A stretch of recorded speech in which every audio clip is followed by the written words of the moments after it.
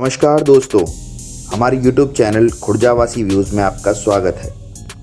देश के महान शासक जो 12वीं सदी में उत्तर भारत के अजमेर और दिल्ली में राज करते थे, पृथ्वीराज चौहान। यह वो नाम है जिसने मोहम्मद गौरी को 17 बार युद्ध में परास्त किया। इनकी वीरता की कई कहानियाँ हैं, तो चलिए शुरू करते हैं। पृथ्वीराज चौहान के जन्म को लेकर कई प्रकार के मत हैं। पृथ्वीराज चौहान का जन्म पृथ्वीराज महाकाव्य के अनुसार 1163 को गुजरात के पाटन पतन में हुआ। वहीं कुछ इतिहासकारों के अनुसार 1168 में रामेश्वर चौहान और माता कर्पूर देवी के यहाँ गुजरात में हुआ था। इनके जन्म को लेकर रही ये दो बातों के बीच में आज भी मत हैं। पृथ्वीराज चौहान कई भाषाओं के ज्ञानी थे। बताया जाता है जिनमें संस्कृत, प्राकृत, मागधी, पैशाची, शोरसैनी और अपभ्रंश भाषा है। इन 6 भाषाओं के संबंध में पृथ्वीराज चौहान काफ़ी ज्ञाता रहे हैं। पृथ्वीराज चौहान भाषाओं के ज्ञान के साथ साथ इतिहास के भी अच्छे ज्ञाता थे। पृथ्वीराज चौहान शब्दवेदी बाण में निपुण थे। पुराणों के अनुसार यह वही शब्दवेदी बाण है जिसमें दशरथ के बाण से श्रवण कुमार मर गया था। यह भी उनकी ज्ञान की बात। अब उनके पराक्रम की कहानी भी सुनो। पराक्रम की शुरुआत उनके बालपन से हो गई।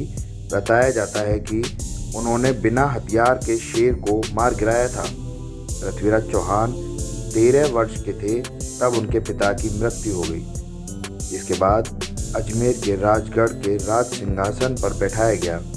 कुछ ही समय के अंदर उनके पराक्रम को देखते हुए उनके दादा अंगव, जो कि दिल्ली के शासक थे, उन्होंने पृथ्वीराज चौहान को दिल्ली का राजा घोषित कर दिया।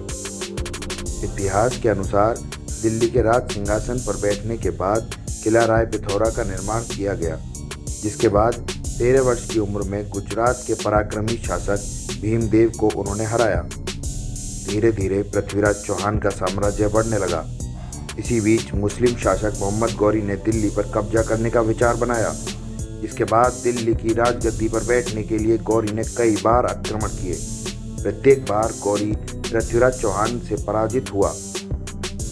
पृथ्वीराज चौहान ने 17 बार मोहम्मद गौरी को हराया। साथ ही कई बार गौरी को बंदी भी बनाकर छोड़ दिया। इतिहास के अनुसार 18वीं बार में मोहम्मद गौरी ने पृथ्वीराज चौहान के ससुर और संयोगिता के पिता जयचंद की मदद से पृथ्वीराज चौहान पर हमला किया। जिसके बाद पृथ्वीराज चौहान और उनके दोस्त चंद्रदाई को बंदी बना लिया गया। अब गर्म सलाखों से पृथ्वीराज चौहान की आंखें सजा के तौर पर फोड़ दी गईं। इसके बाद भी पृथ्वीराज चौहान ने हार नहीं मानी। मोहम्मद गौरी को हराने के लिए नीति बनानी शुरू कर दी। गौरी ने पराक्रमशाली पृथ्वीराज चौहान की आखिरी इच्छा पूछने के लिए उनके दोस्त चंद्रदाई से कहा।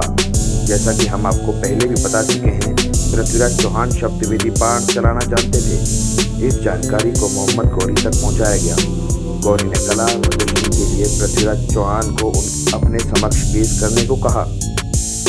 बस फिर क्या था, सभी कार्य योजना के अनुसार हो रहे थे, जो कि चंद्रदाई और पृथ्वीराज चौहान ने पहले ही बनाई गई थी।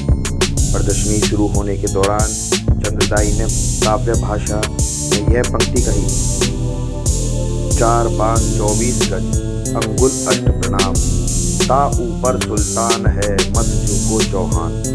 इसे सुनते ही गौरी ने शाबाश कहा। फिर क्या था, शब्दवेदी ज्ञान के ज्ञाता पृथ्वीराज चौहान ने बाण गौरी पर चला दिया। गौरी की मौत हो गई। इसके बाद पृथ्वीराज चौहान वीर गति को भी प्राप्त हुए। यह इतिहास की कहानी आपको कैसी लगी, कमेंट करके जरूर बताएं। अब लेंगे आपसे इजाज़त अगली इतिहास की कहानी की तलाश में। धन्यवाद। हमारे चैनल को सब्सक्राइब करना ना भूलें।